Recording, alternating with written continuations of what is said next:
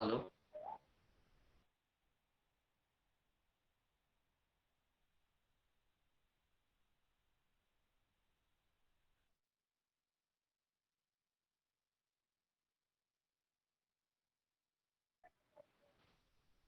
Tudo bem? Uhum. Não coloco no esporte.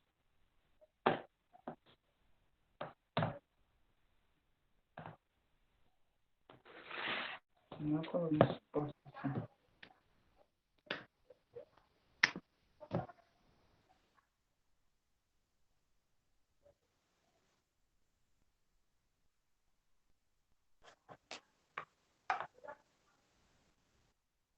Peraí. Pra ver se tá. Tá? Aí. Daqui a caso precise do fone. Não precisa.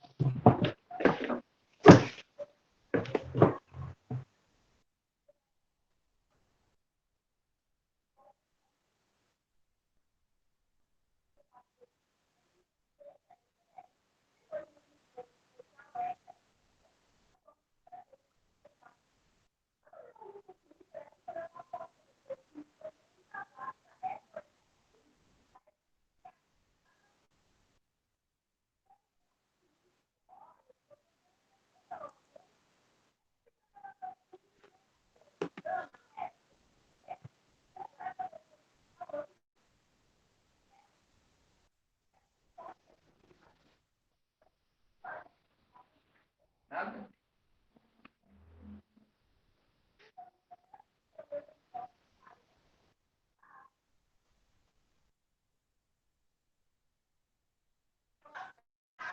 Hum.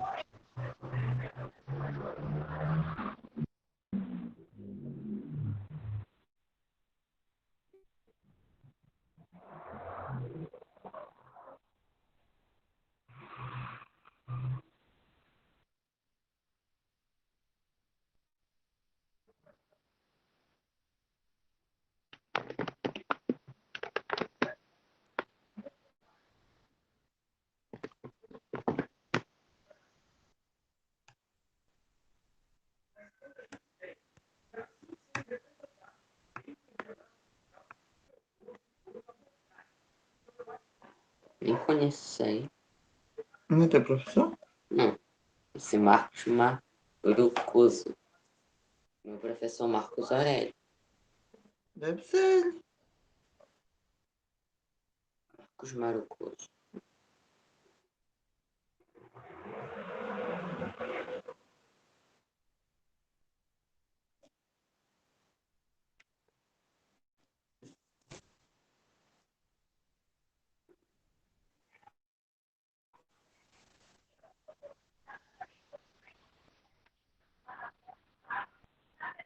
Professor de português. Que a gente tem que fazer antes da geografia. Foi nesse link que tu entrou?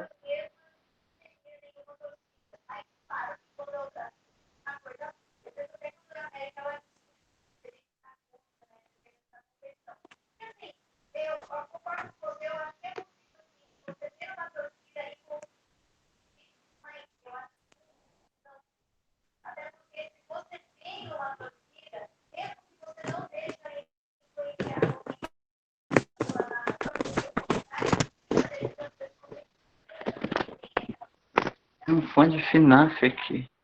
Hum? Sei lá. Não é minha aula.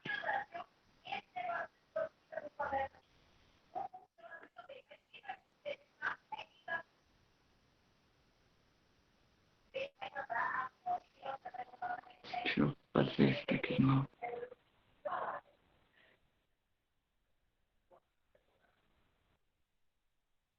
Qual é o código?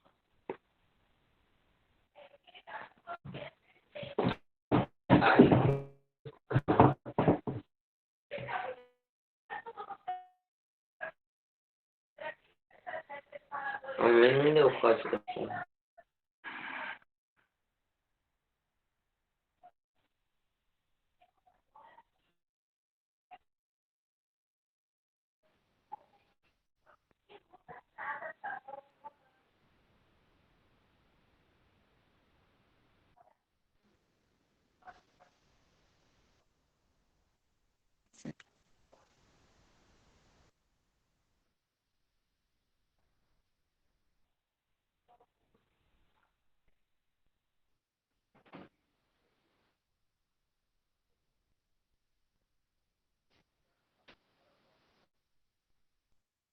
Chama atendimento.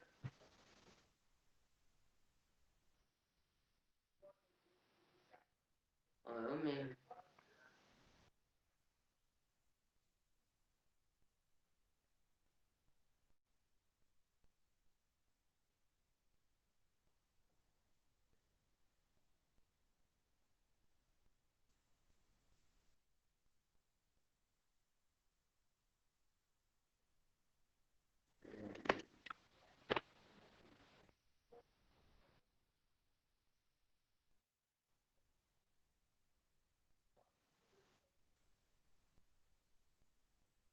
Hum.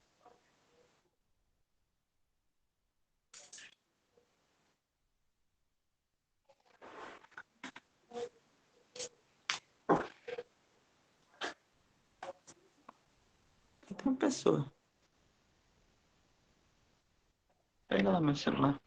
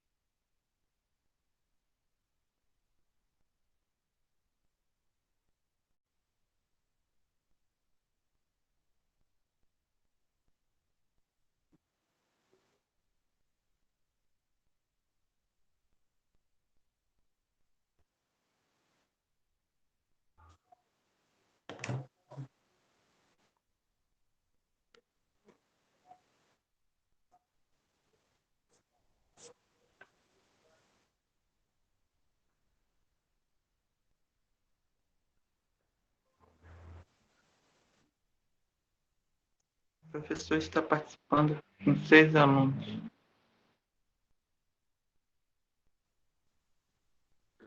Tá aqui, ó, o professor agora. Alô?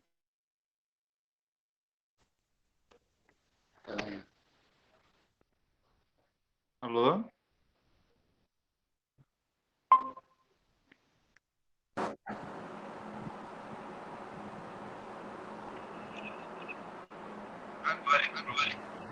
Olá, boa tarde. Boa tarde, pessoal. Estão me ouvindo aí? Boa tarde. Sim. Ai, meu filho. Tem alguém que está com o microfone ligado? Eu não sei se é só comigo que está acontecendo. Quando eu falo, dá um eco. Com vocês também? Acho que não. Não? Beleza. Deixa eu ver aqui o... Quem é Fred? Quem é Fred? Coloque seu nome aí no chat, amigo. Tá. Não sei como é que faz. Nicolas.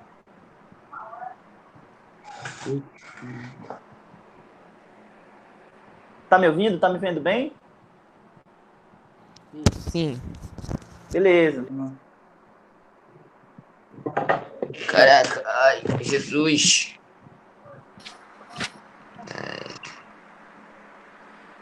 Então vamos lá, pessoal. Eu vou pedir aí pro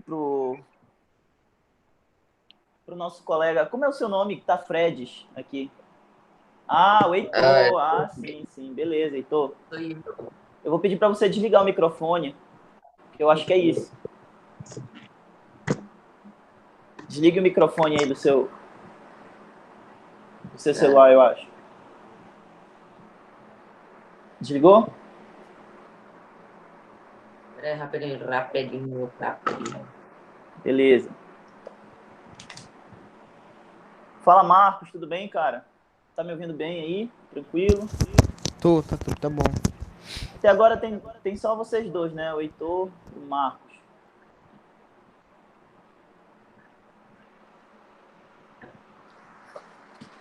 Então, pessoal, valeu aí, Heitor. Bem, eu queria mostrar aqui para vocês.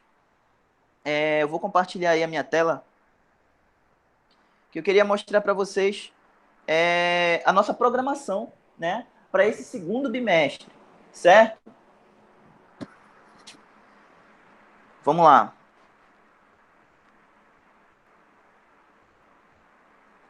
Então, vocês conseguem ver aí na minha tela, né? A aba do meu computador.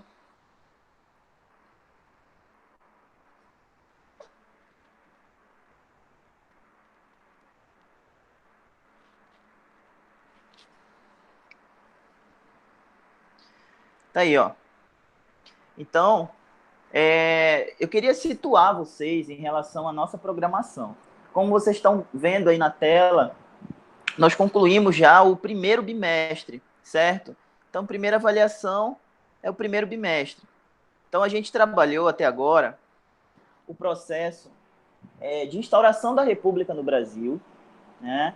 Trabalhamos também o contexto mundial, né, do início do século XX. Então, depois de República, nós falamos de Primeira Guerra Mundial, não é verdade? Então, na primeira avaliação, eu centrei mais as nossas discussões em República Oligárquica, tá? E também na história mundial, ou seja, na parte que compreende os conflitos mundiais que aconteceram a partir do sistema capitalista, do avanço desse sistema capitalista, da expansão dele, né? Vocês sabem muito bem que a Primeira Guerra Mundial ela foi resultado de uma disputa, né, de uma corrida capitalista. Então, França, Inglaterra, Alemanha, Itália, Império Austro-Húngaro, queriam se tornar as maiores potências capitalistas mundiais. Só que todas essas potências mundiais, elas tinham o mesmo objetivo: expandir o seu comércio, expandir o seu mercado. expandir suas indústrias. E se todas essas nações queriam a mesma coisa, obviamente, em algum momento, um conflito ia acontecer. E foi exatamente o que aconteceu. No ano de 1914, tivemos o início aí da Primeira Guerra Mundial, certo? Então, além da Primeira Guerra Mundial, nós falamos também de outros temas. Tratamos sobre Revolução Russa, tratamos, por exemplo, sobre... deixa eu ver aqui o que a gente trabalhou. Além da Revolução Russa, eu acho que a gente parou até aí, não foi, pessoal? Então, trabalhamos instauração da República, conflitos sociais, o fim da República, Primeira Guerra Mundial e Revolução Russa, tá? Então, eu queria situar vocês aonde nós paramos, né? Porque eu entendo que vocês tiveram muitas disciplinas para estudar, vocês tiveram muita coisa para resolver, e é preciso que a gente situe novamente, né, os nossos conhecimentos em algum lugar no tempo e no espaço.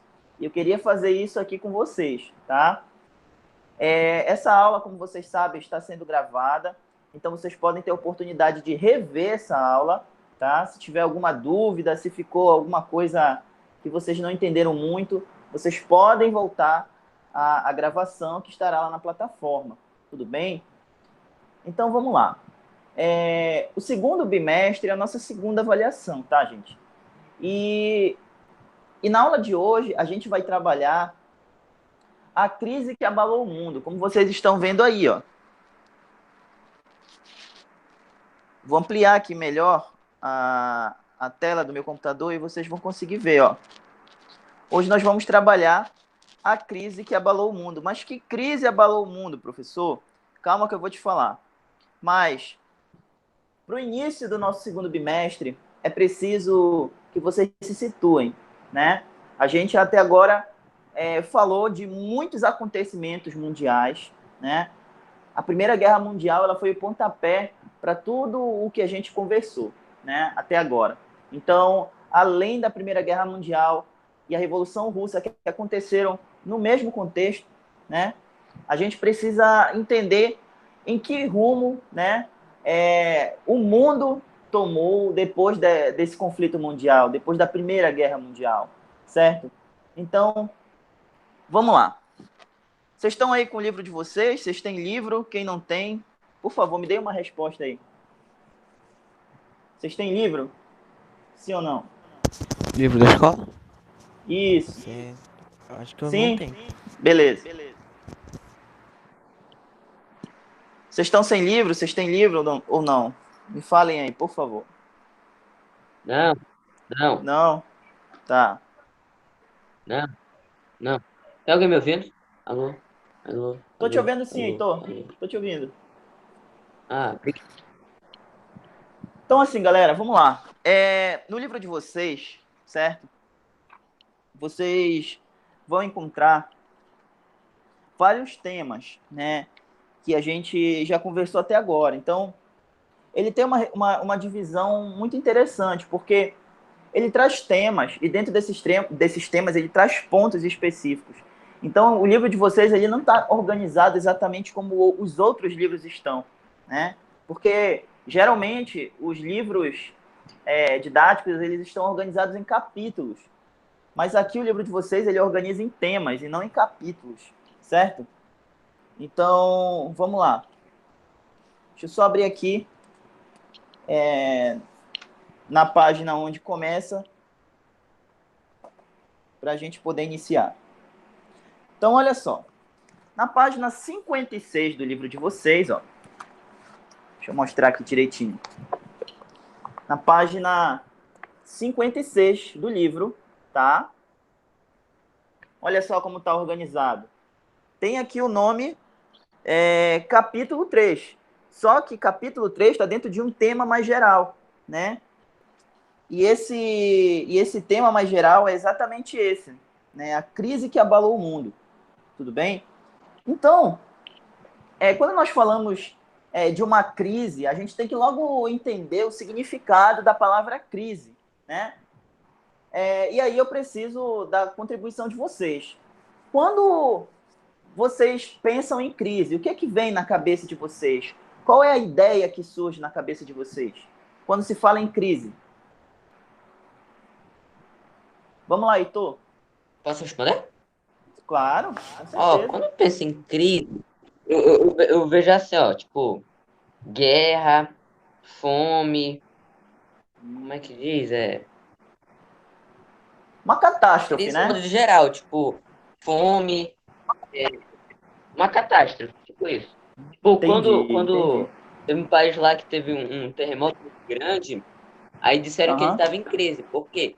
Tava destruído, não dava para consertar naquela hora, muitas pessoas morreram, tinha muita fome, porque vários negócios Sim, estragaram. entendi. Foi isso. Beleza. Tudo certo, então. Valeu, Valorização da Heitor. moeda. Certo. Valeu, Heitor. Nada. Valeu pela sua contribuição. Cadê o resto da galera? Vamos lá, Marcos. O que vem na sua cabeça quando você escuta ou pensa a palavra crise? Você concorda com o que o Heitor falou ou você pensa diferente? Hein? Alguém tá me ouvindo? Tô te ouvindo, Marcos. Pode falar. Alô? Tô te ouvindo, Marcos. Pode falar. Alô?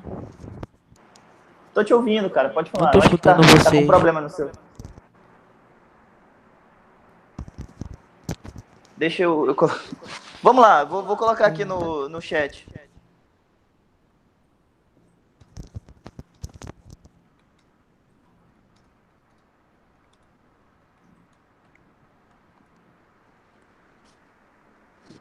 Então vamos lá. Complementando o que o. Marcos, desliga o seu microfone aí. Que dá eco quando eu falo. Isso, beleza, agora sim. Então, complementando aí o que o nosso amigo Heitor falou, né? E aí vocês podem colocar no chat o que vocês pensarem, se vocês concordam, se vocês não concordam, né? A ideia de crise, ela é uma ruptura, certo? Quando a gente pensa em uma crise, a gente sempre fala de um processo de ruptura. Mas o que é uma ruptura, professor? É uma mudança, tá? É quando algo acaba para começar algo novo, tudo bem? Então, fala-se muito em crise mundial no momento atual que nós vivemos, né? No século XXI, com a questão da pandemia, a crise mundial. Existe uma crise econômica, uma crise social, uma crise da saúde. Tá. Quando nós falamos de crise, nós estamos sempre falando de um processo de mudança. Então, a ideia de crise é dizer que algo está terminando para iniciar algo novo, tudo bem?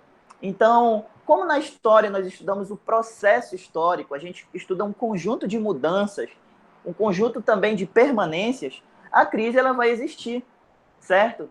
Então, a crise ela sempre existiu, né, na história da humanidade. Sempre as pessoas mudaram, sempre as sociedades mudaram, né?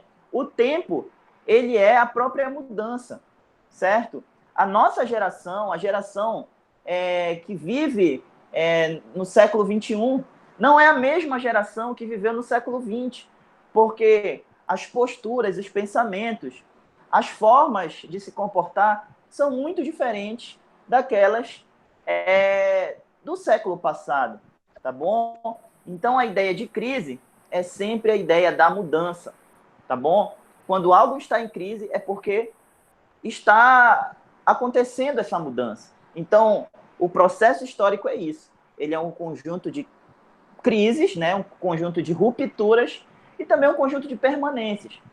E a ruptura que vai acontecer, né? Nesse contexto que a gente está estudando, que é o século XX, o início do século XX, é exatamente a crise do capitalismo, certo, pessoal? O capitalismo ele vai mudar no início do século XX, porque até agora nós estudamos a Primeira Guerra Mundial, certo? A Primeira Guerra Mundial, como vocês sabem, ela foi resultado de uma disputa, de uma corrida imperialista entre as grandes nações, como a Inglaterra, a França, a Alemanha, a Itália. Todas essas nações queriam expandir os seus mercados, queriam ficar mais ricas, e para isso era preciso colonizar outras nações, era preciso colonizar outros continentes, certo? África, Ásia e América também foram colônias dessas grandes nações europeias que viviam a expansão do capitalismo, certo? Mas essa expansão do capitalismo, ela vai gerar a Primeira Guerra Mundial. Em 1914, a gente tem o assassinato de um arquiduque do Império Austro-Húngaro, chamado Francisco Ferdinando. Esse Francisco Ferdinando, ele foi morto, né, por um estudante chamado Gravíolo Príncipe. Esse Gravíolo Príncipe, ele fazia parte de uma organização nacionalista, né, aquele sentimento de superioridade, de nação soberana, de nação acima de tudo, né? Então, o Gravíolo Príncipe queria matar, né, e matou o Francisco Ferdinando, porque os sérvios se achavam superiores, né, aos húngaros. E por aí vai. O sentimento nacionalista foi um dos principais motivos que levaram à Primeira Guerra Mundial, certo? E a Primeira Guerra Mundial, ela devastou o mundo todo. Afinal de contas, foi uma guerra que envolveu as principais nações capitalistas. Então, o investimento pesado em armas, o investimento pesado em soldados, o investimento pesado em exército, o investimento pesado na destruição das nações rivais. Então, a gente tinha a Tríplice Entente, que era composta pela França, Inglaterra e a Rússia, e a gente tinha a Tríplice Aliança, que era formado pelo Império Austro-Húngaro, a Itália e a Alemanha, não é verdade?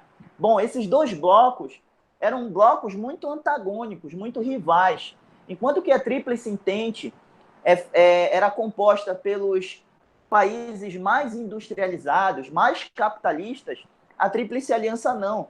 Ela era uma aliança que estava se industrializando ainda, que estava buscando expandir os seus mercados. Bem, no final de toda a Guerra Mundial, quando Inglaterra e França e Estados Unidos saem como vitoriosas, portanto, a Tríplice Entente ganha a Primeira Guerra Mundial, deixa esses países que estão menos industrializados como derrotados. E no ano de 1919, a gente tem um tratado chamado Tratado de Versalhes, que vai decidir aí os rumos do mundo depois da Primeira Guerra Mundial. E o que é que acontece? Acontece que a Alemanha, ela passa a ser considerada culpada de toda a Primeira Guerra Mundial. Vocês imaginam a proporção do que é isso? Uma nação sendo culpada pelo conflito de todo o mundo? Pois é, foi exatamente isso que o Tratado de Versalhes considerou. Então, fazendo essa consideração, esse Tratado de Versalhes, ele obrigava que a Alemanha ela pagasse altos impostos, ela pagasse indenizações a essas nações em que ela invadiu, como os territórios que pertenciam à França, os territórios que pertenciam à Inglaterra, à própria Rússia. Então, no final da Primeira Guerra Mundial, a principal culpada do conflito, segundo esses países capitalistas, foi a Alemanha. Então, a Alemanha ela fica muito prejudicada, ela fica muito endividada, certo? Assim como os países que participaram da guerra ficam bastante devastados também. Por quê?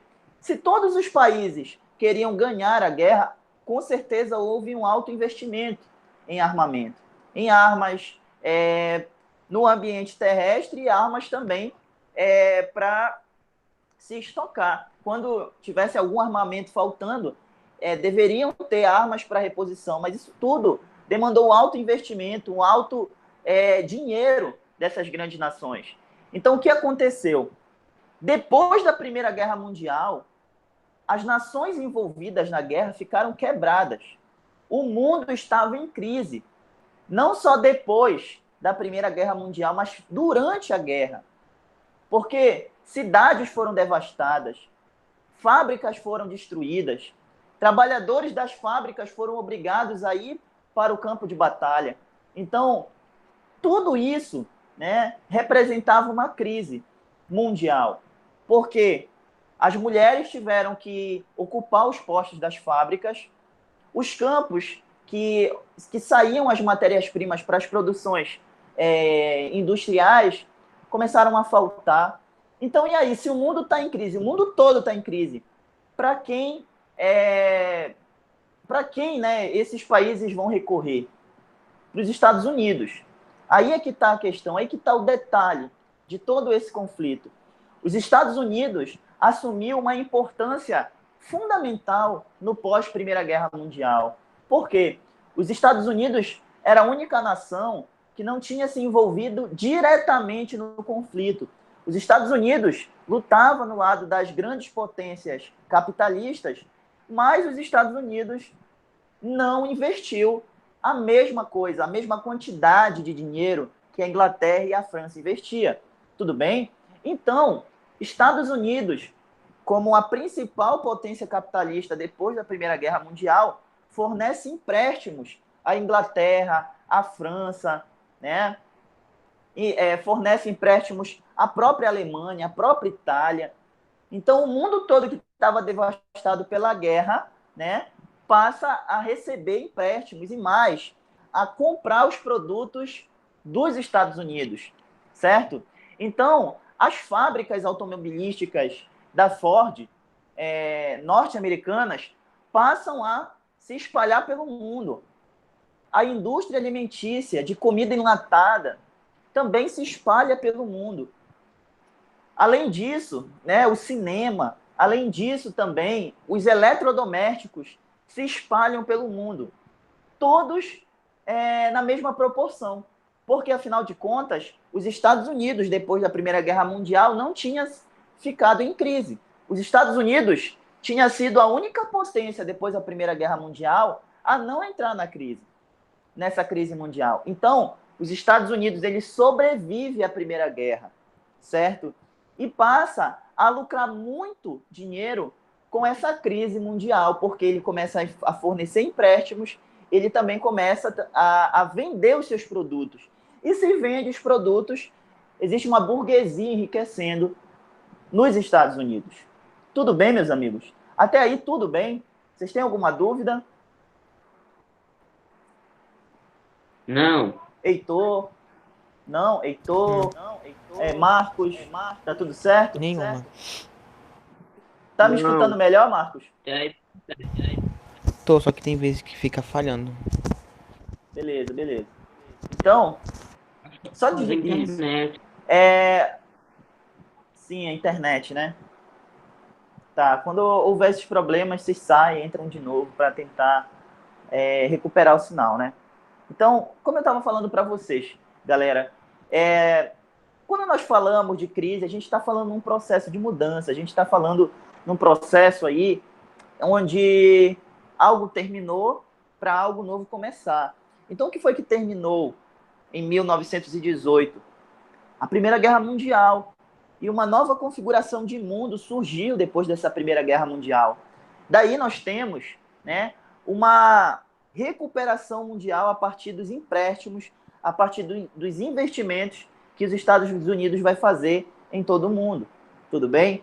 Então, a década de 1920 nos Estados Unidos passa a ser uma década de prosperidade, porque como as nações todas estavam em crise, era necessário, né, comprar produtos de quem? Dos Estados Unidos. Então, os burgueses norte-americanos vão se enriquecer muito. Os burgueses que vendiam os carros da Ford, os burgueses que vendiam comida enlatada, os burgueses que vendiam eletrodomésticos, né? E a indústria do cinema também vai surgir aí, muito importante para divulgar o modo de vida americano, certo? Então, na década de 1920, é uma década de grande prosperidade econômica nos Estados Unidos. Só que essa prosperidade econômica, ela vai dar na cabeça, né? Ela vai gerar na cabeça dos norte-americanos uma falsa impressão, né, de avanço, ela vai gerar uma falsa impressão de prosperidade, porque em 1929, o mundo todo consegue se recuperar da crise depois da Primeira Guerra Mundial. E aí, depois da Primeira Guerra Mundial, quando essas nações elas conseguem recuperar suas fábricas, conseguem recuperar uma mão de obra para trabalhar dentro dessas fábricas, elas não consomem mais os produtos norte-americanos. E aí, os norte-americanos que se achavam, né, o topo do mundo, né, eles começam a entrar em crise também, certo? Então, em 1929, os países que antes dependiam exclusivamente dos Estados Unidos começam a produzir os seus próprios produtos, as suas próprias fábricas, né? O seu próprio alimento, né? As pessoas que vão fazer parte desse contexto não vão estar mais refém totalmente dos Estados Unidos, apesar dos Estados Unidos, até o momento, ser a maior potência capitalista do mundo, certo? Então,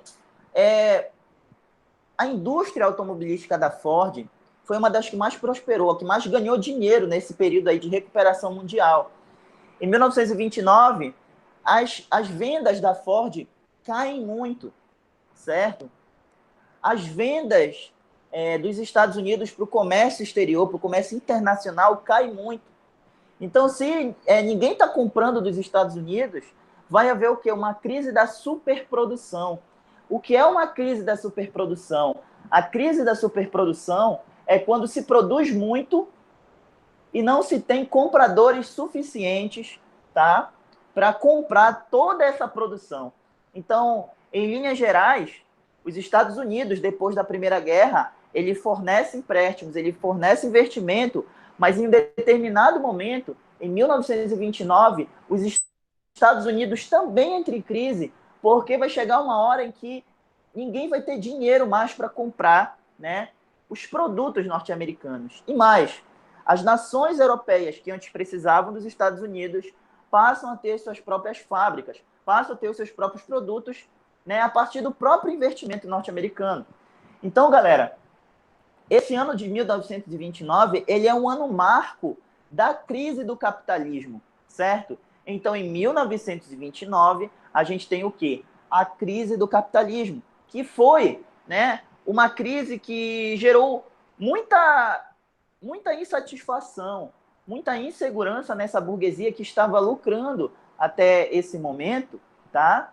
Com a situação da necessidade dos países europeus, né, em alimentos, em produtos, né? Então, quer dizer, quando os Estados Unidos deixa de ter compradores, deixa de ter parceiros econômicos, ele entra em crise também. Então, em 1929, a gente tem a crise do capitalismo. As ações dos empresários norte-americanos começam a baixar. Muitas empresas decretam falência. O desemprego nos Estados Unidos, em 1929, era um desemprego muito alto, né? Então, o desemprego muito alto, ele gerava o quê? Filas e filas e filas de desempregados, filas e filas e filas de pessoas passando fome, como o Heitor falou, né? E essas pessoas precisavam sobreviver, precisavam trabalhar, mas não tinha emprego nas fábricas, porque as fábricas estavam em crise e muitas fábricas haviam fechado, certo? Então, os trabalhadores não tinham para onde correr. Então, o ano de 1929, ele representa para o mundo todo uma crise, né? Uma crise no capitalismo. O capitalismo que foi e continua sendo o sistema econômico predominante no mundo todo. Então, se os Estados Unidos não têm pessoas para comprar os seus produtos, pessoas para se relacionar comercialmente, obviamente que esses Estados Unidos também, ele entra em crise. Beleza, pessoal? Até aí, alguma dúvida? Tudo certo? Sim ou não? Sim. Sim. Bem, eu vou fazer aqui algumas perguntas para vocês no chat e vocês vão tentar me responder, certo? Enquanto eu vou ali buscar o meu carregador. Vamos lá.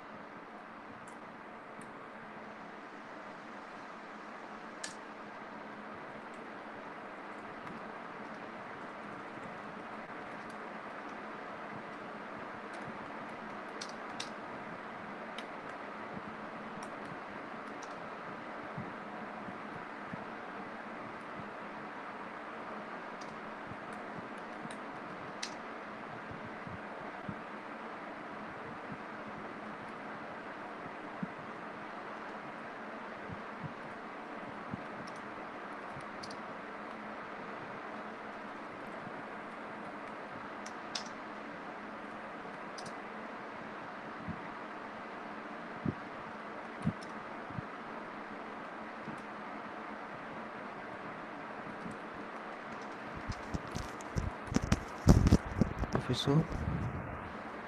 Oi, Marcos. É para responder no chat?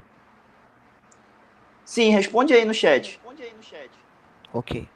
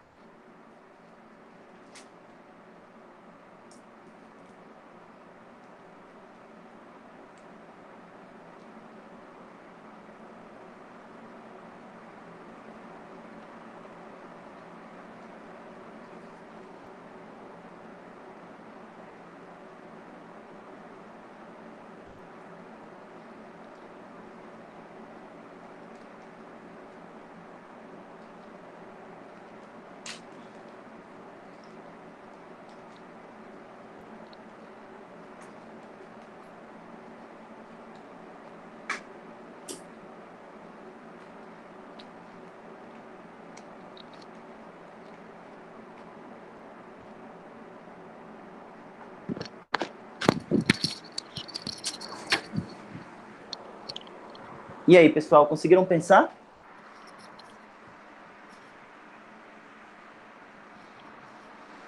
Conseguiram pensar numa resposta aí? Olha, o Marcos falou assim, na primeira pergunta, na década de 1920, qual potência capitalista mais sofreu com a crise da superprodução? Exatamente. Estados Unidos da América, isso mesmo. Não, quer dizer, essa foi a segunda pergunta. A primeira foi... A primeira foi... Qual o principal motivo da crise de 1929? E aí?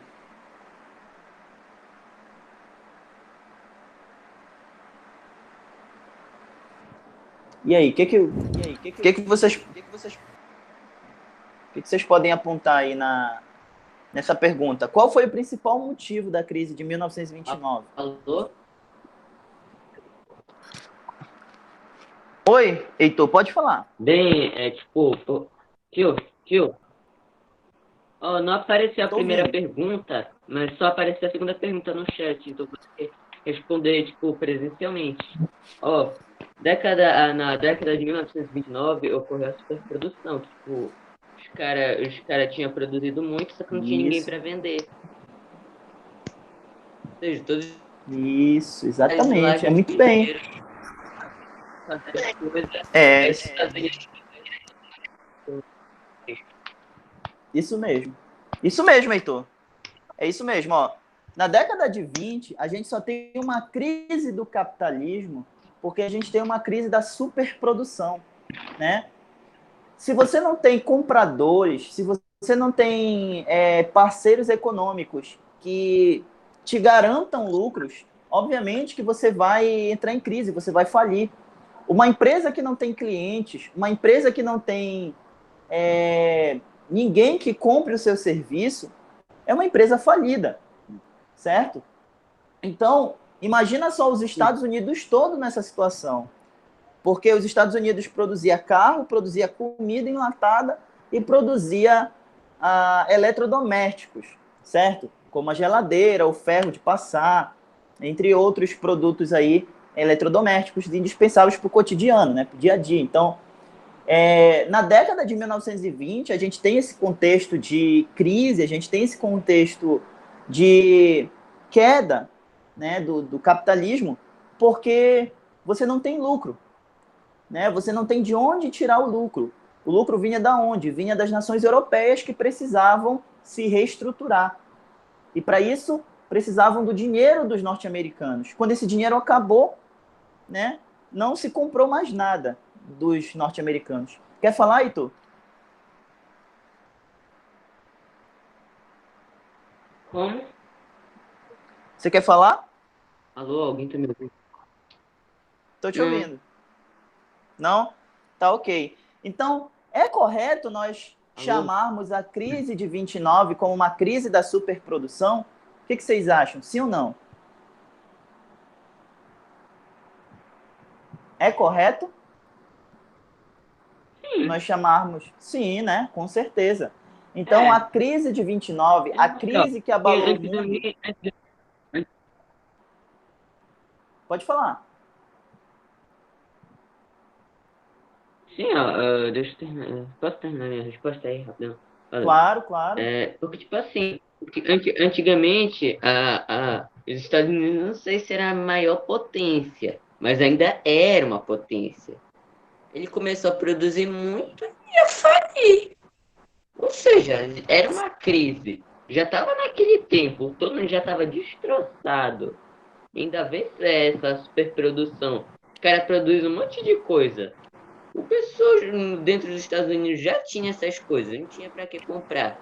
Então eles ficaram com um monte de coisa e ia afundar o barco deles. Exatamente, é isso mesmo, Arthur. Oi, Heitor, desculpa. Heitor, quando a gente pensa na crise da superprodução, a gente está falando exatamente desse contexto aí. Mas olha só, a gente iniciou a aula falando que essa crise ela abalou o mundo, né? Só que tem um grande detalhe aí, né? Um detalhe muito importante. Esse mundo todo, né, que o livro está se referindo, esse mundo que foi abalado, afetado, foi o mundo capitalista. Mas a gente estudou a Revolução Russa, não foi? A gente estudou que a Revolução Russa, ela impôs, certo? Um novo sistema político e econômico na Rússia, que foi exatamente o socialismo. Então, não era o mundo todo que era capitalista. A União Soviética, em 1929, foi a única nação no mundo a não ser abalada pela crise de 29, porque ela era socialista e não dependia dos Estados Unidos, até porque a Rússia ela saiu da Primeira Guerra antes da Primeira Guerra acabar. Então a Rússia sai da Primeira Guerra para fazer uma revolução. Essa revolução ela foi uma revolução socialista, que colocou outros interesses nos rumos da Rússia, que a partir de 1922 passou a ser União Soviética, tá bom? Então a União Soviética, em 1929, foi a única nação no mundo todo não afetada pela crise de 29, tá bom? Então, quando a gente pensar em uma crise que abalou o mundo capitalista. Mas o mundo ele é muito grande. E vocês sabem muito bem que na Revolução Russa houve o quê? Uma mudança de sistema. Um sistema que era czarista, capitalista e passou a ser socialista.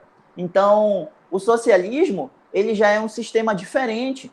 Ele é um sistema que luta contra as desigualdades, né? Que coloca o trabalhador como protagonista do processo político.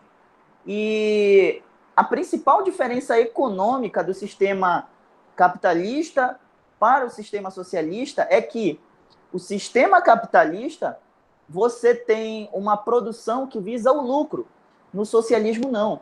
Você tem uma produção que não visa o lucro, mas que visa a sobrevivência das pessoas. Certo? Que há uma certa diminuição da produção, porque no socialismo você tem um controle maior da produção. Agora, no capitalismo liberal, que era o capitalismo dos Estados Unidos, ou seja, o capitalismo livre, sem qualquer sanção, sem qualquer norma, sem qualquer controle, ele ficou desacelerado, ele ficou totalmente sem controle, por isso uma crise nos Estados Unidos. Porque a partir do momento que você não tem limites para a produção, você vai produzir até não poder mais. E foi essa produção totalmente acelerada, totalmente descontrolada, que causou a crise nos Estados Unidos. Tá bom? Então, União Soviética foi a única nação não afetada pela crise de 1929. Beleza, pessoal? Tudo certo? Tudo certo? Sim. Ok, Sim. então. Sim. Gente, é o seguinte. Na tua plataforma, né? Agora mesmo vai estar postado a atividade, né? referente a esse assunto. Tudo bem? Então, é importante que vocês estejam resolvendo no caderno, certo? E a gente vai corrigir essas atividades na próxima aula. Essas atividades vão estar digitalizadas lá. Então, você vai escrever no caderno, né, as respostas, não as perguntas, só as respostas. Na próxima aula a gente corrige. Certo, gente? Então, é isso aí. Tá? Encontro vocês na próxima aula. Beleza? E não esqueçam de fazer as atividades. Tudo bem? Sim. Certo, então, pessoal. Tchau, tchau. Grande abraço. Tchau, professor. Até semana que vem.